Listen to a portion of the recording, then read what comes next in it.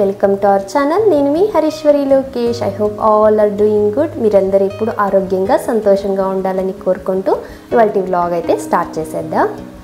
ఇది మన previous video continuation vlog. ముందు రోజంతా సర్దుకొని పడుకునేసరికి నైట్ 2:30 అలా అయిపోయింది. ఇంకా మార్నింగ్ ఎర్లీగా లేచేసి రెడీ అయిపోయాము. అన్నట్టుగా మన ప్రీవియస్ వ్లాగ్లో ఎందుకు ఇల్లంతా సర్దుతున్నామంటే కొందరేమో హౌస్ షిఫ్టింగ్, ఇంకొందరు ట్రాన్స్ఫర్ ఉండొచ్చని, రెనోవేషన్ ఉండొచ్చని ఇలా మిక్స్డ్ కమెంట్స్ అయితే వచ్చాయి. యాక్చువల్గా వచ్చేసి హౌస్ షిఫ్టింగ్, ఎస్ ఇల్లు అయితే షిఫ్ట్ చేస్తూ ఉన్నాము.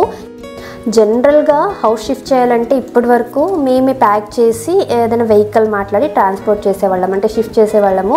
బట్ ఈసారి నాకు హెల్త్ బాగాలేదు అండ్ ధన్వి కూడా బాగాలేదు. అండ్ ధన్విని ఇంత యాక్టివ్ స్టేజ్లో పెట్టుకొని అన్నీ ప్యాక్ చేసి షిఫ్ట్ చేయడం అనేది చాలా పెద్ద టాస్క్ అనేసి ప్యాకర్స్ అండ్ మూవర్స్ అయితే చూస్ చేసుకున్నాము. జస్ట్ మేము ఏమేమి ఐటమ్స్ ఉన్నాయో అవన్నీ తీసి పెట్టేస్తే ఇంకొన్ని అయితే కబోర్డ్లో ఉండే యాజ్ ఇట్ ఈజ్ అలాగే వాళ్ళే ప్యాక్ చేసేస్తారు. సో కొంచెం ప్యాకింగ్ వరకు మాకు ఈజీ అయిపోయింది. ఇంకా కొత్త ఇంట్లో పాలు పొంగించడానికి ఏమేమి ఐటమ్స్ కావాలి, అలాగే పూజా సామాన్లు, కిచెన్లో కొన్ని ఐటమ్స్, ఇంకొన్ని 2 to 3 డేస్కి సరిపడా బట్టలు, ఇలా ఇవి కొన్ని మాత్రమే నేను సపరేట్గా తీసి పెట్టుకొని ఇంటికైతే తీసుకొని వచ్చాము పూజ చేసి పాలు పొంగిద్దామనేసి. ఈ ఏప్రిల్ మంత్లో 2nd, 4th, 6th and 9th ఈ 4 రోజులు గృహప్రవేశానికి పాలు పొంగించడానికి చాలా మంచి రోజులు అన్నారు. ఇంకా 2nd, 4th వచ్చేసి అస్సలు మాకు కుదరలేదు హెల్త్ బాగాలేకపోవడం వల్ల. మేమైతే 6th పాలు పొంగించాము. ఎందుకు ఈ 6th రోజు అంటే శ్రీరామనవమి ఉంది, సండే, అండ్ ఇంకా 2 డేస్లో April 8th నా బర్త్డే ఉంది. సో ఆ 2 డేస్లో ఇల్లంతా సర్దేసి కొద్దిగా బర్త్డేకి ప్లాన్ చేద్దాం అన్నట్టుగా ఏవేవో అనుకున్నాం ఓవర్ కాన్ఫిడెన్స్ తోటి. బట్ మాది లగేజ్ చాలా ఎక్కువ ఉంది, సర్దడానికి more than 1 week అయింది. ఈవెన్ ఇప్పటికీ కూడా ఇంకా కొన్ని ఉన్నాయి సర్దాల్సిండేవి. అనుకున్నంత ఈజీగా అయితే అవ్వలేదు ఈసారి హౌస్ షిఫ్టింగ్. ఇంతకుముందు ఇల్లులు మారాం, కానీ అంటే ధన్వి పుట్టకముందు ఎలా అంటే అన్నీ ప్యాక్ చేసుకొని క్లీన్గా 1 or 2 డేస్లో సర్దేసేవాళ్ళము. ఈవెన్ ధన్వి పుట్టిన తర్వాత కూడా 2 ఇల్లులకు మారాము. తను ఇంకా అప్పుడు మంత్స్ బేబీగా ఉండే, పడుకునేది స్ట్రోలర్లో అలా పడుకోబెట్టేసి తన్ని నిద్రపోతున్న టైంలో సర్దుకునే వాళ్ళం. అప్పుడు కూడా మా పెద్ద టాస్క్గా అనిపించలేదు. బట్ ఈసారి చాలా కష్టం అయింది. ఎందుకంటే ప్రతి పనిలోని ఏది చేయాలన్నా నేను అని వస్తుంది. తనని డైవర్ట్ చేసి తనని డిస్ట్రాక్ట్ చేస్తూ అన్ని పనులు చేసుకొని సర్దుకోవాలంటే నిజంగా చుక్కలు కనిపించేసాయి.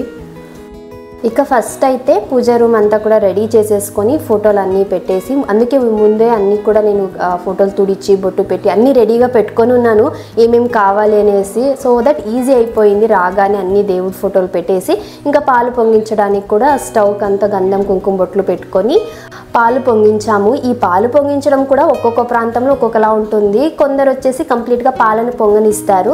ఇంకొన్ని ప్రాంతాలు ఎలా అంటే ఇలా పాలు పొంగొచ్చినప్పుడు 3 పిడికిల షుగర్ వేయాలి అందులోకి. మేమైతే ఎప్పుడు పాలు పొంగించినా కూడా ఇలా ఇంట్లో ఉన్న వాళ్ళందరము 3 పిడికిల షుగర్ అయితే వేస్తాం. కొంచెమే, మరీ ఎక్కువ కాదు.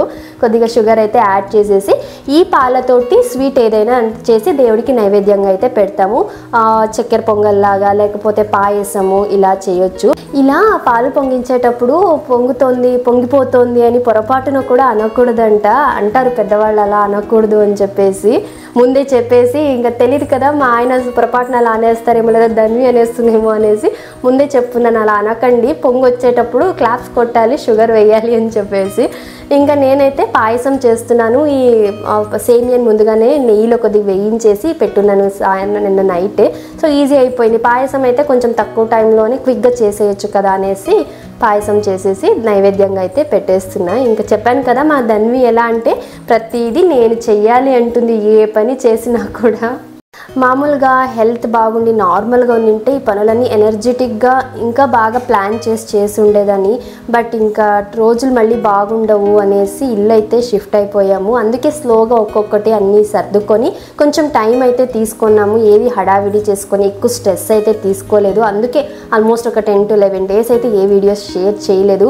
బికాజ్ అది చేద్దామా ఇది చేద్దామా అని మల్టీ టాస్కింగ్ చేస్తూ సమ్టైమ్స్ అది అగైన్ మన హెల్త్కి ఎఫెక్ట్ అవుతుంది.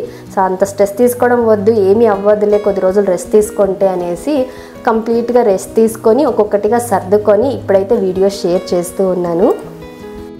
ఎప్పుడు హౌస్ షిఫ్ట్ చేసినా కొన్ని బేసిక్ థింగ్స్ నేను నోట్ డౌన్ చేసుకుంటా ఇది ఫాలో అవుతూనే ఉన్నాను కొన్ని ఇయర్స్గా. ఏంటంటే బేసిక్ మనకు ఫుడ్ ఏదైనా ఇంట్లో కుక్ చేసుకోవాలి ఇమీడియట్గా కొత్త ఇంటికి వెళ్ళిన తర్వాత అంటే కావాల్సిన పాత్ర, అలాగే కుకింగ్ కావాల్సిన గ్రాసరీ ఐటమ్స్ అన్నీ చిన్నవైనా పెద్దవైనా బుక్లో నోట్ డౌన్ చేసుకొని అవన్నీ సపరేట్గా ఎత్తి పెట్టుకోవడం. నెక్స్ట్ పూజకి కావాల్సిన ఐటమ్స్. నెక్స్ట్ థింగ్ వచ్చేసి టాయిలెటరీస్, మనకు టూత్ పేస్ట్, బ్రష్, సోప్, ఇంకా ఏమేమి కావాలో స్నానానికి ఒక సరిపడాన్ని కూడా తీసి పెట్టేసుకోవాలి. నెక్స్ట్ ఒక 2 to 3 డేస్కి సరిపడా బట్టల్ని కూడా తీసి పెట్టుకోవాలి. ఎందుకంటే ఈవెన్ మనం ప్యాక్ చేసినా కూడా దానిపైన ఎంత మనం లేబులింగ్ చేసి రాసుకున్నా కూడా అంత ఈజీగా దొరకవు. ఐటమ్స్ అన్ని స్టఫ్ చేసేస్తాం కదా, మనకు కావాల్సినవి దొరకవు. సో 2-3 రోజులకు సరిపడా బట్టలు. And most importantly medicines. ఇల్లు మారేటప్పుడు ఖచ్చితంగా డస్ట్కి మనం ఎక్స్పోజ్ అవ్వాల్సిందే. డస్ట్ అలర్జీ ఉండే వాళ్ళకైతే ఇంకా అది టార్చరే. కాబట్టి basic cold, cough, fever, body pains ఇలా కొన్ని మెడికేషన్స్ అయితే మెడిసిన్స్ సపరేట్గా తీసి పెట్టుకోవాలి. ఇవన్నీ కూడా మనము అనుకుంటాం మైండ్లో గుర్తుంటుందిలే అనేసి, అంత ఈజీగా ఏవి గుర్తుండవు ఇల్లు సర్దేటప్పుడు, ప్యాక్ చేసేటప్పుడు. సో అన్నీ ఒకసారి రాసుకొని తీసి పెట్టుకుంటే ఈజీ అవుతుంది. మీరు ఎవరైనా నెక్స్ట్ ఇల్లు షిఫ్ట్ చేయాలి అనుకుంటే ఈ చిన్న టిప్ మీకు హెల్ప్ఫుల్ అవ్వచ్చు. ఇక పాలు పొంగించాక నైవేద్యం సమర్పించి పూజ చేసుకొని ఇల్లంతా కూడా ధూపం వేసేసుకున్నాము. ఇంట్లో పాలు పొంగించే రోజు మొదటిగా కలశం నిండుగా నీళ్లు నిండుగా ఉన్న కలశము, అలాగే దేవుడి ఫోటోలతోటి మొదటిగా అడుగు పెట్టి తర్వాత పూజా గదిలో నవధాన్యాలు, ఒక బౌల్లో రాళ్ల ఉప్పు, అలాగే బెల్లం ఇవి పెట్టి పూజ చేసుకుంటే చాలా మంచిది. ఇంట్లో మంచిగా పాజిటివ్ ఎనర్జీ ఉంటుందనేసి అయితే అంటారు. ఇక్కడ పూజా రూమ్ చాలా చిన్నగా ఉంది. ఇంతకు ముందున్న ఇంట్లో అయితే చాలా పెద్దది కదా, ఎన్ని ఫోటోలు ఉన్నా కూడా పట్టేవి. అందుకనేసే నేను అన్నీ క్లీన్ చేసేటప్పుడు కూడా మామూలుగా విరిగిన ఫోటోలు, కొద్దిగా చినిగిన పేపర్స్ చినిగిన లాంటివి ఇవి పెట్టుకోకూడదు, దేవుడికి సంబంధించినవి అంటారు కదా, అలాంటివన్నీ కూడా తీసేసి బాగా ఉన్న ఫోటోలు కొన్ని పెట్టుకొని, ఇంకా పూజా సామాన్లు కూడా నా దగ్గర ఆల్మోస్ట్ డబుల్ చాలా ఉన్నాయి, అవన్నీ కూడా తీసేసాను. ఈవెన్ దేవుని విగ్రహాలు కూడా చిన్న చిన్న విగ్రహాలు ఉంటాయి కదా మనకి, అవి కూడా మన పూజా రూమ్లో ఒక దేవుడికి సంబంధించి ఒక ఫోటో లేదా ఒక విగ్రహం మాత్రమే ఉండాలంట, 2-3 పెట్టుకోకూడదు అనేసి అయితే అంటారు. చాలా రోజులుగా తెలిసినా కూడా ఇంకా కొనుక్కొచ్చాం కదా, ఉండని అలాగే పెట్టున్నాను. ఇంకా ఈరోజు ఇప్పుడు టైం అయితే వచ్చింది అనుకుంటున్నాను. పూజ గది చిన్న ఉండడం వల్ల అన్నీ పెట్టలేకపోయి సో అలా మల్టిపుల్గా ఉండేవన్నీ కూడా తీసి గుళ్ళో అయితే పెట్టేశాము. ఇలా పూజా రూమ్ ఇప్పటికైతే సింపుల్గా అలా పెట్టి ఇవాళ పూజ చేసుకోవాలి అనేసి చేసుకున్నాం. మళ్ళీ అన్నీ ఒక్కొక్కటిగా అరేంజ్ చేసుకుంటాను. మేము అర్లీగానే వచ్చేసి పూజ చేసి ఇక్కడే బ్రేక్ఫాస్ట్ ప్రిపేర్ చేద్దామనేసి అయితే అనుకొని ఉన్నాము. కాకపోతే మేము ప్యాకర్స్ అండ్ మూవర్స్ వాళ్ళకి 9 o'clockకి రమ్మన్నాం. వాళ్ళు చాలా త్వరగా రావడం వల్ల అక్కడ వాళ్ళకి అసిస్ట్ చేస్తూ ఇక్కడికి కొంచెం లేట్గా వచ్చాము. అండ్ అక్కడ మా ఆయన వాళ్ళ ఫ్రెండ్ ఒకరిని వదిలేసి వచ్చారు, వాళ్ళంతా చూసుకోమనేసి. ఇమీడియట్గా వెళ్ళాలి పూజ అవ్వగానే అనేసి ఇంకా నేను టిఫిన్ చేస్తూ కూర్చుంటే లేట్ అయిపోతుందని బయట హోటల్ నుంచే తెచ్చేసుకున్నాము. ఈరోజు ఇంకా టిఫిన్ ఇలా కానిచ్చేద్దాము అని చెప్పేసి. కొన్నిసార్లు కుదరదు, ఎంత ప్లాన్ చేసుకున్నా కూడా నేను అన్నీ రెడీగా చేసి తెచ్చుకున్నా కూడా ఇవాళ బ్రేక్ఫాస్ట్ ఇంట్లో చేయడానికి కుదరలేదు, టైం లేదు మెయిన్గా. బుజ్జితల్లి ఏం చేస్తున్నావు ఇక్కడ పడుకొని? స్విమ్మింగ్ పూల్ చూస్తున్నావా?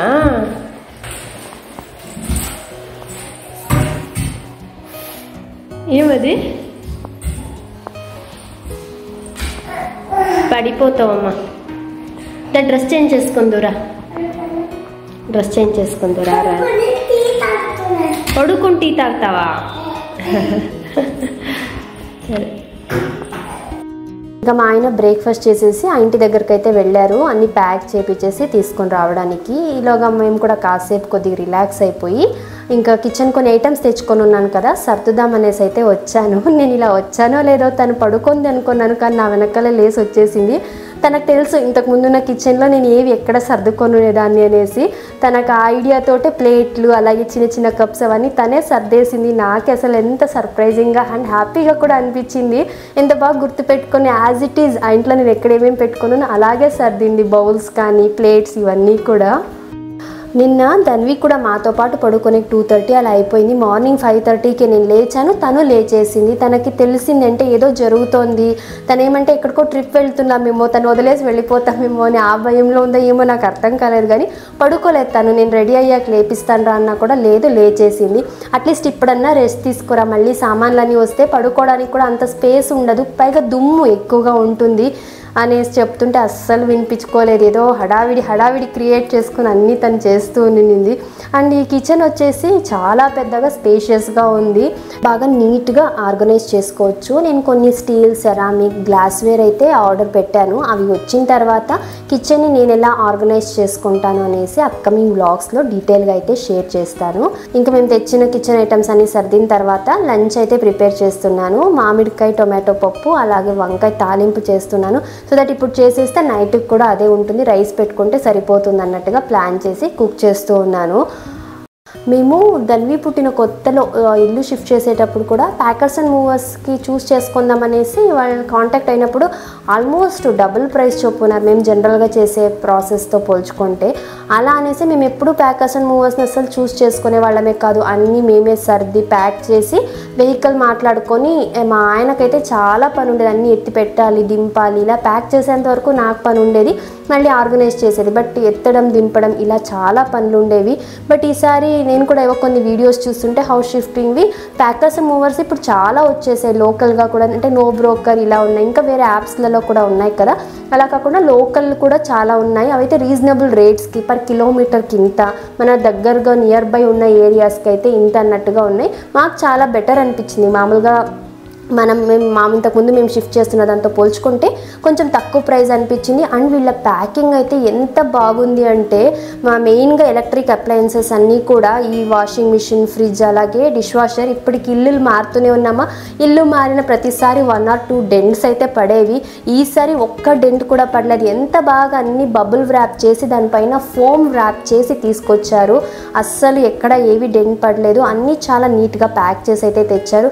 ఈవెన్ కిచెన్లో కొన్ని ఎట్లుండే ఐటమ్స్ అట్లంటే తుడిచిపెట్టాను, దుమ్ము ఎక్కువగా ఉండింది అనేసి తుడిచిపెట్టున్నాను. అవన్నీ క్లీన్గా డబ్బాల్లో ప్యాక్ చేసి తెచ్చారు. మెయిన్గా ఇలాంటి ఐటమ్స్ అన్నీ కూడా బబుల్ వ్రాప్ చేశారు. బాగా నచ్చింది వీళ్ళ ప్యాకింగ్ అండ్ సర్వీస్ అయితే. ఏ ఒక్కటి ఎత్తడం, దింపడం ఇలా మాకైతే మెయిన్గా షిఫ్టింగ్ వరకు ఎలాంటి ఇబ్బంది పడలేదు. అండ్ మెయిన్ టాస్క్ వచ్చేసి సర్దుకోవడం. ఎందుకంటే మేము సర్దిండేవైతే ఎక్కడ ఏమేమి ఉన్నాయి పర్టికులర్గా ఈ ఇంటికి అనుగుణంగా సర్దింటాము, ఈ ఇంటిని మైండ్లో పెట్టుకొని. బట్ వాళ్ళకి ఎలా అంటే ఇంతకు ముందు ఉన్న ఇంట్లో ఎలా ఉన్నాయో అలా డంప్ చేసి తీసుకొని వచ్చారు. ఏ ఐటమ్స్ అయితే డ్యామేజ్ కాలేదు, కాకపోతే మాకు ఇక్కడ సర్దుకోవడానికి కొంచెం ఇబ్బందిగా అనిపించింది. అదొక్కటి మాకు కొద్దిగా డ్రాబ్యాక్ అనిపించింది. బట్ అది ఓకే, అది డ్రాబ్యాక్ అయితే ఏం కాదా, జనరల్గా ఉండేది. చూడొచ్చు, ఇది మా లగేజ్. ఇలాంటి పెద్ద పెద్ద కార్డ్బోర్డ్ బాక్సులు దగ్గర 35+ ఉన్నాయి. అది కాకుండా ఎలక్ట్రానిక్ అప్లయన్సెస్ ఉన్నాయి. మంచము మాది మెయిన్గా చాలా పెద్ద మంచము, అది కూడా ఒరిజినల్ టీక్ వుడ్ తోటి కస్టమైజ్ చేయించిండేది. అసెంబుల్ చేయొచ్చు అంటే దాన్ని రిమూవ్ చేసి అసెంబుల్ చేసే టైప్. అది చాలా బరువు ఉంటుంది, అంత ఈజీగా లిఫ్ట్ చేయలేము. ఇల్లులు మారిన ప్రతిసారి అదే పెద్ద బరువు అనిపించేది. ఇంకా ఇవి కాకుండా స్టోరేజ్ రూమ్లో ఇంకా పైన కొన్ని ఐటమ్స్ అలాగే ఉన్నాయి. వెహికల్లో ప్లేస్ సరిపోలేదని తీసుకురాలే, మళ్ళీ తీసుకొస్తారు అవి కూడా.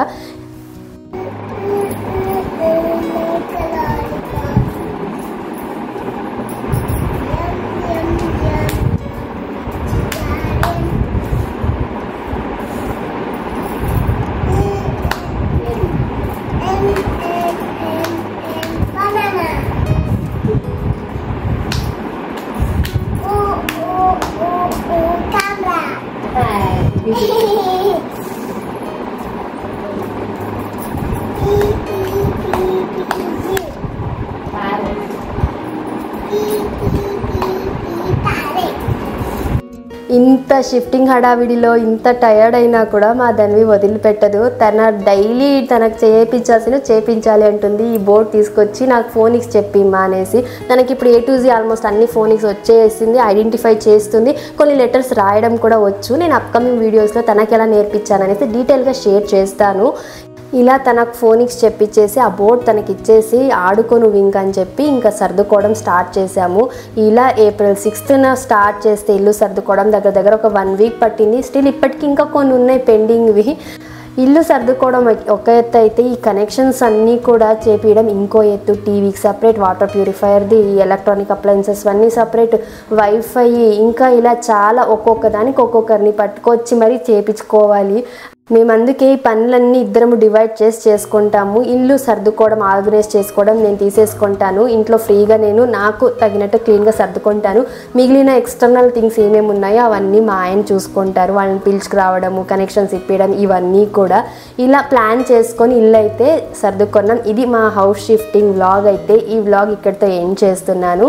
మీ అందరికీ వీడియో నచ్చింది అనుకుంటున్నాను. మీకు వీడియో నచ్చితే తప్పకుండా లైక్ చేసి షేర్ చేసి ఇలాంటి మరెన్నో వీడియోస్ కోసం మన ఛానల్ని సబ్స్క్రైబ్ చేసుకోండి. కలుద్దాం మరొక యూస్ఫుల్ అండ్ ఇన్ఫర్మేటివ్ వీడియోతో. Thank you for watching. Have a nice day. Bye.